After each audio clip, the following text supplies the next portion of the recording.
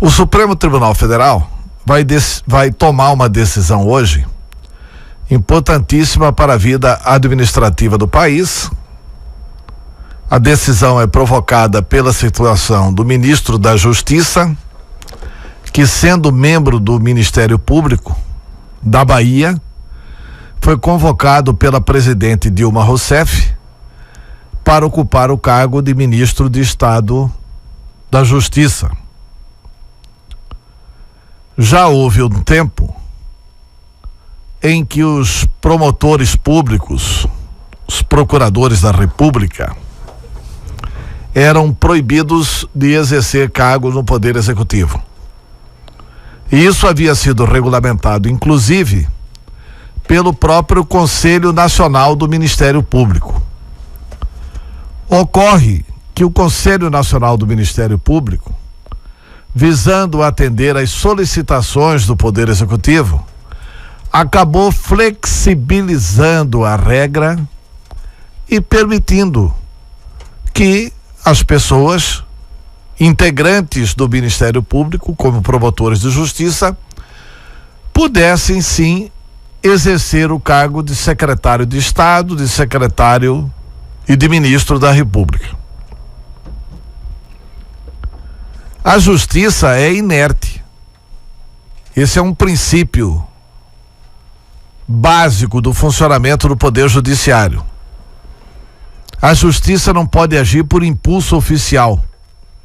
A justiça não pode, ainda que o ministro do Supremo conheça uma irregularidade, saiba que aquele ato do Poder Executivo é irregular, ela não pode agir se ela não for provocada. É dessa forma que se explica a inércia da justiça. E o Poder Judiciário agora, diga-se Supremo Tribunal Federal, foi provocado pelo PPS. O PPS entrou com uma ação direta de inconstitucionalidade para que o Supremo esclareça o artigo 128, parágrafo 5º, inciso 2º, letra D da Constituição Federal. Eu vou repetir, o artigo 128, parágrafo 5º, inciso 2º, letra D da Constituição Federal. No inciso 2º, no inciso 1º, trata das garantias dos membros do Ministério Público. E no inciso 2º, trata das vedações, ou seja, das proibições aos membros do Ministério Público. E está claríssimo lá na letra D que nenhum membro do Ministério Público poderá ocupar outro cargo público que não seja o de magistério. Magistério é professor. Professor é quem dá aula. Então o cidadão pode ser membro do Ministério Público e dar aulas em universidades, na Fundação Escola do Ministério Público. Ele pode ser professor. E qual que é o princípio da Carta da República? É de que o Ministério Público, sendo custos legis, sendo defensor da sociedade, sendo fiscal da sociedade, ele não pode estar subordinado a um outro poder. Ele não pode ter um membro subordinado a outro poder. E o texto da Constituição, na interpretação literal, ele é claríssimo ao vedar, ao proibir que um membro do Ministério Público ocupe outro cargo. O PPS mirou no ministro da Justiça e vai acertar em muitas administrações estaduais, inclusive aqui em Mato Grosso.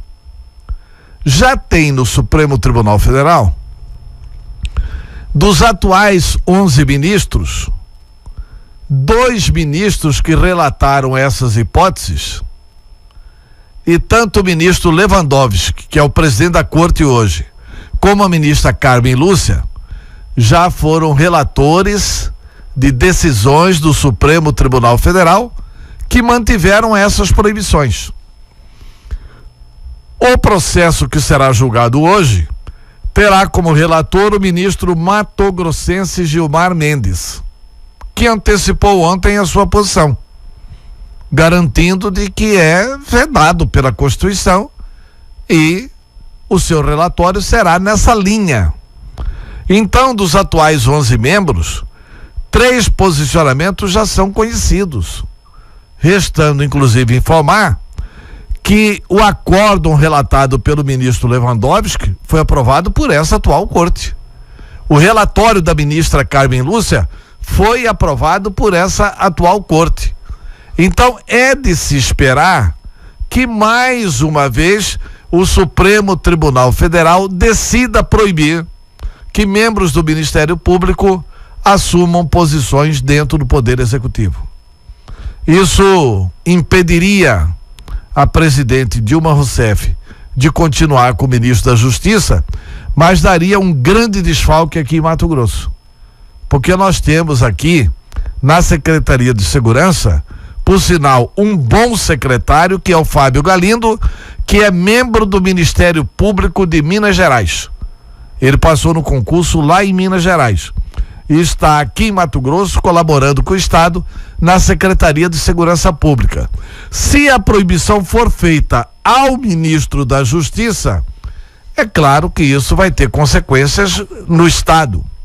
Nós temos aqui uma secretária do Meio Ambiente que é membro do Ministério Público e uma secretária adjunta do Meio Ambiente que também é membro do Ministério Público.